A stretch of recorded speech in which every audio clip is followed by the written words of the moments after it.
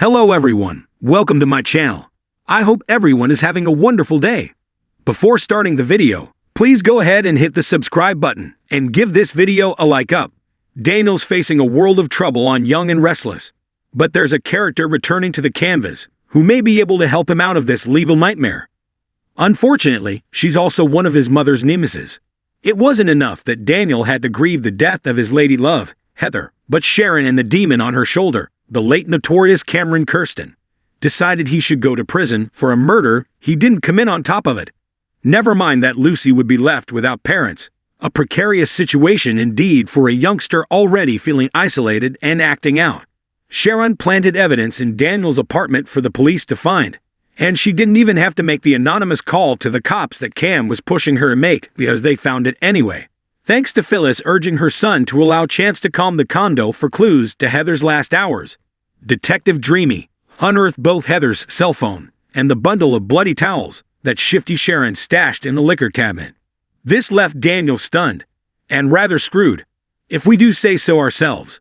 In the real world, it would be obvious that he's being set up. Who would invite the police over to search the place knowing they'd left evidence all but out in the open?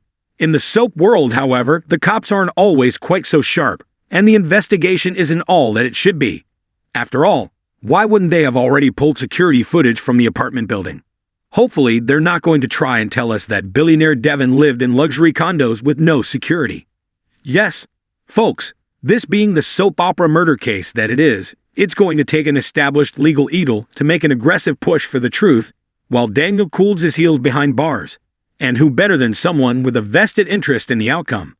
Christine Cricket Blair is not only Daniel's former stepmother and his father Danny's current girlfriend, but she's also the ex-wife of Paul Williams, whose daughter was murdered and who suffered a heart attack as a result of getting the terrible news. She also happens to be the suspect's mother's most long-standing nemesis, and one half of a rivalry that was very recently renewed when Phyllis and Christine sparred for Danny's affection anew. As it turns out, we can confirm that Christine is indeed headed back to Genoa City, thanks to her portrayer, Laura Lee Bell, taking to her Instagram account to reveal her return to work. As Young and Restless viewers know, Danny and Christine have been on an extended tour that took them as far as Paris, and as near as Los Angeles, where they appeared on Sister Soap, Bold and Beautiful. So what will Phyllis make of one of her worst enemies running to the rescue of her son? Well, she ain't gonna like it. Considering it wasn't all that long ago that Christine prosecuted her for faking her death and killing Jeremy Stark, it will be akin to torture to accept the woman's help. Yes, Phyllis will hate every minute of it, but she'll suck it up. She'll probably even be grateful. As Michelle Stafford recently reminded us, Phyllis would do anything for her children, even become eternally indebted to her arch rival, the Bug. If that's not turning Red's world upside down, we don't know what would be. In the bustling world of Genoa City, where secrets are currency and relationships are as tangled as a spider's web, Daniel Romalotti finds himself at a crossroads. Once a promising artist, Daniel has always been a dreamer. However, the weight of expectations and past mistakes has brought him to a breaking point. As the story unfolds, we explore how his struggles not only affect him, but also those around him. Daniel's artistic passion had always been his refuge. His paintings, filled with vibrant colors and raw emotion, reflected the tumultuous experiences of his life. From his tumultuous upbringing, as the son of Phyllis Summers, to his complex relationships with women like Lily and Summer. However, recently, inspiration has eluded him.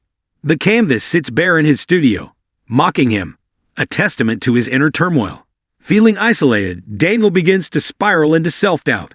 He turns to old habits, seeking solace in the nightlife of Genoa City, where he drowns his worries in music and drinks. Each night becomes a blur, but the reality of his situation looms larger. Friends express concern, but Daniel brushes them off, putting on a brave face. One fateful evening, after another night of revelry, Daniel finds himself in an unexpected situation.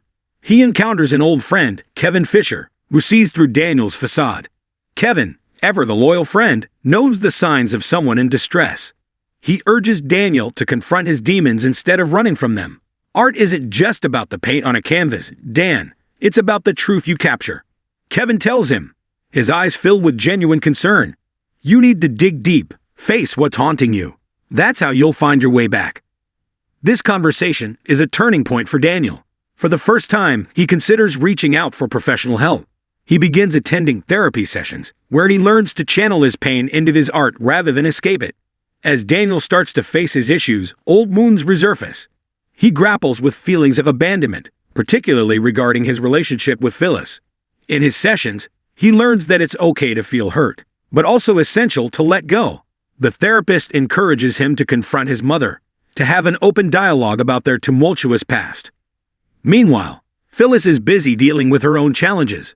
Her rivalry with Diane Jenkins and the complexities of her romantic life with Jack Abbott. When Daniel finally musters the courage to talk to her, the encounter is electric. Their conversation is a mix of tears and anger, but ultimately, it becomes a moment of catharsis for both. "I've always felt like you chose your career over me, Mom," Daniel admits, his voice trembling. "I just wanted to be seen." Phyllis, taken aback, responds with vulnerability. "I never meant to hurt you, Daniel. I was trying to survive in a world that constantly tried to push me down." This exchange opens the floodgates for Daniel. The mother-son relationship, long strained, begins to heal as they both acknowledge their pain and the choices they've made. As Daniel navigates his therapy and his relationship with Phyllis, he begins to find clarity in his art. He starts to paint again, this time focusing on the emotions he's finally confronting. His canvases explode with color, capturing the essence of struggle and hope. Friends and family notice the change, and his artwork begins to draw attention in the community. Daniel's journey is not without setbacks. Old habits tempt him, and he sometimes finds himself drawn back into the nightlife he's trying to escape. But with the support of friends like Kevin, Lily, and even Summer, he learns to channel those moments of weakness into creativity rather than despair.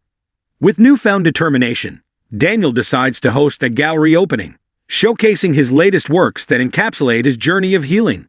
The event becomes a significant moment not just for him, but for the entire community of Geno City. Old friends and rivals alike gather, drawn together by the powerful art that hangs on walls. As guests wander through the gallery, they are moved by the stories each painting tells. Daniel stands by his favorite piece, a massive canvas that represents his tumultuous relationship with his past. It's raw, evocative, and a testament to his growth.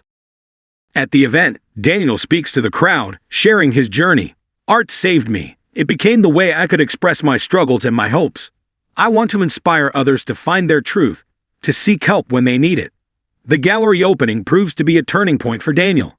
People begin to see him not just as Phyllis's son, but as an artist with a voice and a story. His relationship with his mother continues to grow stronger, as they learn to support each other through their individual struggles. Daniel's journey also influences others in Geno City. Inspired by his courage to seek help and confront his past, several characters begin their own paths to healing, proving that one person's struggle can spark a movement of change. As the episode comes to a close, Daniel stands before his canvas once more, now filled with vibrant colors and textures. He smiles, knowing that while the journey is far from over, he has taken the first steps toward reclaiming his life and his passion. In Geno City, where chaos often reigns, Daniel Romalotti's story becomes a beacon of hope, reminding everyone that vulnerability can lead to strength and that asking for help is the first brushstroke on the canvas of healing.